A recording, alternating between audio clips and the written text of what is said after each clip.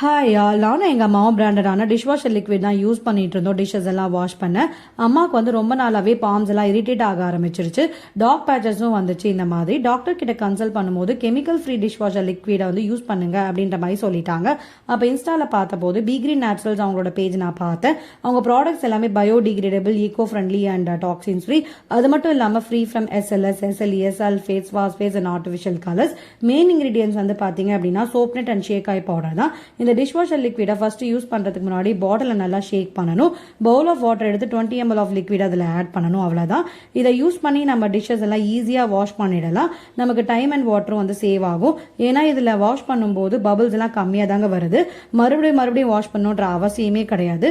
கிட்ஸோட பாட்டில் எல்லாம் வாஷ் பண்ணுறதுக்கு சேஃபான டிஷ்வாஷர் லிக்விட் தான் நான் சொல்லுவேன். நமக்கு வந்து ஸ்கின்னும் வந்து இரிட்டேட் ஆகிறது கிடையாது. வாஷ் பண்ணதுக்கு அப்புறம் வந்துட்டு பேட் ஸ்மெல்லும் வரது இல்லைங்க. ஸோ ரேட்ஸ் எல்லாமே பார்த்தீங்கன்னா அஃபோர்டபுள் ரேட்ஸ் எல்லாம் கொடுத்துட்டு இருக்காங்க.